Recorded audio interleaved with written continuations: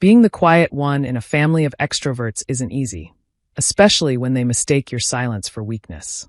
I'm Emma, and this is the story of how my loud, aggressive siblings learned that sometimes the quietest person in the room is the most dangerous.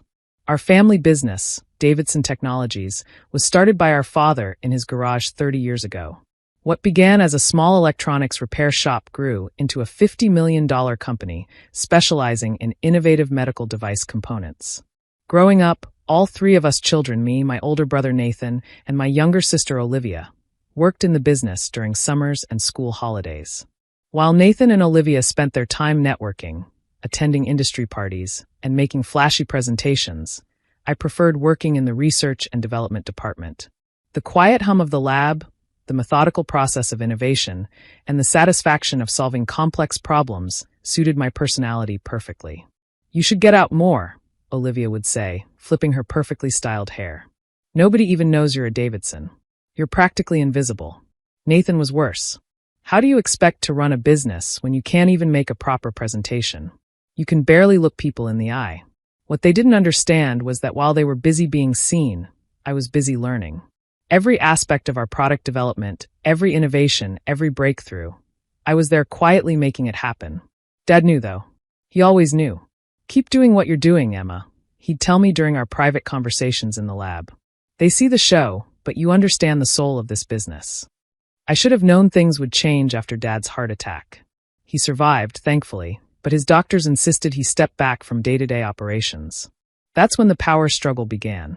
Nathan, as the oldest, assumed he would naturally take over as CEO. Olivia, with her MBA and marketing experience, expected to be made Chief Operating Officer. Neither of them even considered my role in the company's future. "Emma? She's just the quiet one who plays with circuits all day," Olivia laughed during a board meeting. "She can keep her little lab job." I sat silently through their presentations about the company's future direction. Their plans were all flash and no substance. Expanding into luxury consumer electronics, outsourcing our medical component production to cheaper facilities overseas, shifting our focus from innovation to marketing. Everything Dad had built, everything that made our company special, they wanted to change it all. "We need to modernize," Nathan declared. "Emma's old-fashioned approach to R&D is holding us back. We need to be more aggressive, more competitive." I tried to explain that our medical components required precision and reliability that couldn't be maintained with overseas production. I showed them data about our market position and our customers' trust in our quality. They didn't want to listen. "This isn't about your precious lab experiments anymore," Olivia snapped. "This is about business. Real business. Something you know nothing about." The final straw came during a shareholders' meeting. Nathan and Olivia had prepared a sleek presentation about their new vision for the company. They hadn't bothered to consult me or even look at the projects I had in development. "As we move forward," Nathan announced, "we need to streamline our operations. The R&D department will be restructured and its budget significantly reduced." I felt my heart stop. The R&D department was the heart of our company. It's where all our innovations came from, where we developed the components that had built our reputation for excellence. "You can't do that," I said, speaking up for the first time in the meeting. "The R&D department is crucial to our success." Olivia rolled her eyes. "The R&D department is a money pit. We need those resources for marketing and expansion. Our customers rely on our innovation," I argued. "We have several critical projects in development." "Your little projects?" Nathan laughed. "We're talking about the future of a $50 million company here, Emma. This isn't your high school science fair." The board members shifted uncomfortably in their seats. Most of them had been with the company since the beginning, and they knew the value of our R&D work. But Nathan and Olivia had put on quite a show, and their vision of explosive growth and increased profits was tempting. "I won't let you destroy what Dad built," I said firmly. That's when Nathan dropped his bomb. "Actually, we've already voted. As majority shareholders, Olivia and I have decided to restructure the company's leadership. Emma, you're being removed from your position as head of R&D." The room went silent. I felt like I'd been punched in the gut. "You're firing me?" "Not firing," Olivia said with false sweetness. "Just reassigning. You can stay on as a regular lab technician, if you want." I looked around the room. The board members avoided my eyes, except for Dad's old friend George, who looked apologetic but helpless. Nathan and Olivia had clearly done their political maneuvering well. "You're making a mistake," I said quietly. "No, your mistake was thinking that hiding in the lab would protect you forever," Nathan sneered. "You're just a quiet nobody who got lucky being born a Davidson. It's time for real leaders to take control." I gathered my things and walked out of the boardroom, their laughter following me down the hall. As I packed up my office, I could hear them celebrating their victory, planning their takeover of the company. What they didn't know, what they hadn't bothered to learn, was that I had been protecting our company's interests all along. 2 weeks later, their celebration came to an abrupt end. I was having coffee in my home office when my phone rang. It was George, the company's lawyer, and he sounded panicked. "Emma, we need to talk. There's something about the patents." I smiled into my coffee cup. "Yes, all of our key patents, every single one of our crucial medical component designs. They're not registered to Davidson Technologies. They're registered to you personally." "I know," I said calmly. "Dad and I arranged it years ago." There was a long silence on the other end of the line. But why?" "Because Dad knew something like this might happen. He knew Nathan and Olivia might try to take control someday, and he wanted to make sure the company's real assets were protected." "Emma, this changes everything. Without those patents, the company can't manufacture any of its main products," I finished for him. "I know." The next few hours were chaos. Nathan and Olivia tried calling me repeatedly, but I let their calls go to voicemail. Instead, I waited for the inevitable emergency board meeting that was called that afternoon. When I walked into the boardroom this time, the atmosphere was very different. Nathan's face was red with anger, and Olivia looked like she was about to explode. "What did you do?" Nathan demanded as soon as I sat down. "I protected our father's legacy," I replied calmly. "Just like I've been doing for years while you two were playing corporate politics. You stole the company's patents." Olivia shrieked. "Actually," George interrupted, "she didn't steal anything. The patents were properly registered in her name, with all the correct documentation. They were never company property." "That's impossible," Nathan insisted. "Dad would never." "Dad knew exactly what he was doing," I said. "He knew the company's value wasn't in its name or its marketing. It was in its innovations. The very innovations you two were planning to abandon." The board members were paying very close attention now. The implications were sinking in.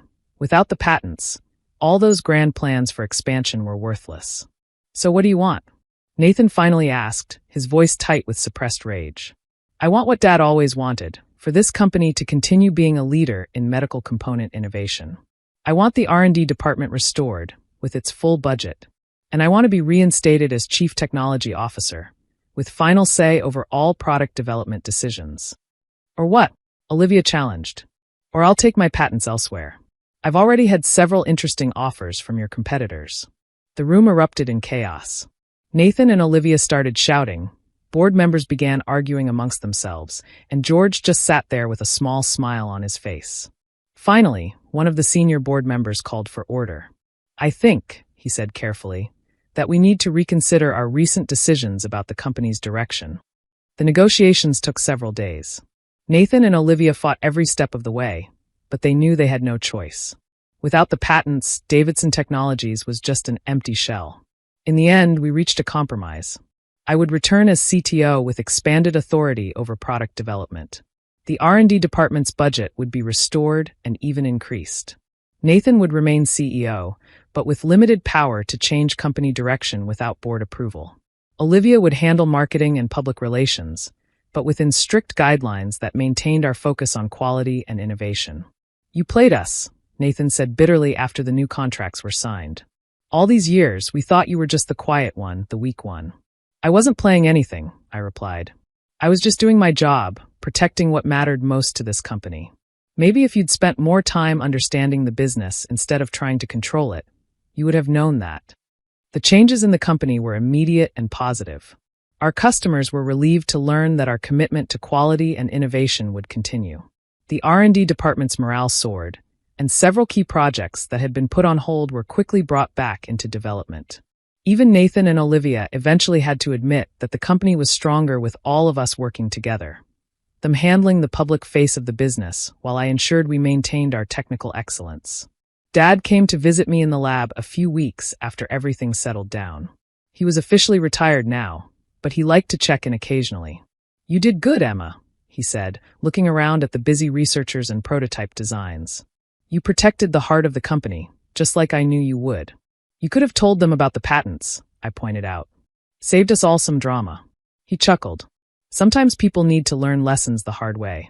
Nathan and Olivia needed to understand that being loud doesn't make you strong, and being quiet doesn't make you weak. The company has grown even more successful since then. Our focus on innovation has led to several breakthrough developments in medical component technology. Nathan has learned to appreciate the value of careful research and development, and Olivia has become skilled at marketing our technical excellence rather than just our brand name. As for me, I'm still more comfortable in the lab than in the boardroom. But now everyone knows that the quiet one can also be the most powerful one. The patents remain in my name, a reminder to my siblings that flash and noise are no match for substance and careful planning. Last week, during a family dinner, Olivia actually apologized for how they had treated me. "We were so wrong about you," she admitted. "We thought leadership was all about being the loudest voice in the room." "Leadership is about understanding what really matters," I told her. "Dad taught me that, even if you two weren't listening." Nathan has changed too. He consults me before making any major decisions about the company's direction now. "I never realized how much you understood about the business," he said recently. "All those years, we thought you were just hiding in the lab, but you were actually learning everything about how this company really works." The incident has become something of a legend in our industry. Competitors who once dismissed Davidson Technologies as a potential takeover target now treat us with careful respect, knowing that behind our sleek exterior lies a solid foundation of innovation and technical expertise. Our father's legacy continues to grow, not despite, but because of that crucial confrontation. The company remains true to its original mission, creating innovative, reliable medical components that improve people's lives. Sometimes I catch Nathan or Olivia looking at me differently during meetings, especially when I'm quietly taking notes while others are talking. They've learned that the quiet ones are often the ones you need to watch most carefully. The patents that caused such an uproar are now joined by dozens more, all carefully registered in my name, but licensed exclusively to Davidson Technologies. It's an arrangement that ensures the company's innovations will always be protected, no matter what corporate politics might arise in the future. Last month, a young engineer in the R&D department came to me for advice. "How do you handle it when people underestimate you?" she asked. I thought about all the years of being dismissed as the quiet one, all the times my siblings laughed at my little lab job, and the sweet satisfaction of finally showing them the truth. "Let them underestimate you," I told her. "Just make sure you're building something solid while they're not paying attention." The company's value has more than doubled since our confrontation, now worth well over $100 million. But more importantly, we've maintained our reputation for excellence and innovation. Our medical components continue to be the gold standard in the industry, and our R&D department attracts the brightest minds in the field. Nathan and Olivia still handle most of the public relations and high-profile meetings, which suits me fine. I prefer spending my time in the lab, working with our researchers, developing the next generation of innovations that will keep Davidson Technologies at the forefront of our industry. Dad visits more often now, and he always makes a point of stopping by the R&D department. He loves seeing the latest projects we're working on, and he never fails to remind me how proud he is of how I protected his legacy. "You know," he said during his last visit, "I always knew you were the one who truly understood this business." Nathan and Olivia saw the surface, the money, the prestige, the power. But you saw the heart of it, the innovation, the quality, the real value we create. The patents that once caused such drama are now just one part of our company's strong foundation. But they serve as a constant reminder that true power doesn't always come wrapped in a loud package or accompanied by grand speeches. Sometimes the quietest person in the room is the one holding all the cards. My siblings learned that lesson the hard way, but in the end, it made our company and our family stronger. Today, Davidson Technologies continues to thrive, built on a balance of innovation and marketing, substance and style, quiet strength and public presence. And if anyone ever underestimates the power of the quiet ones, well, they might want to check the patent office first. Thanks for watching. See you again in the next video. Stay stunned.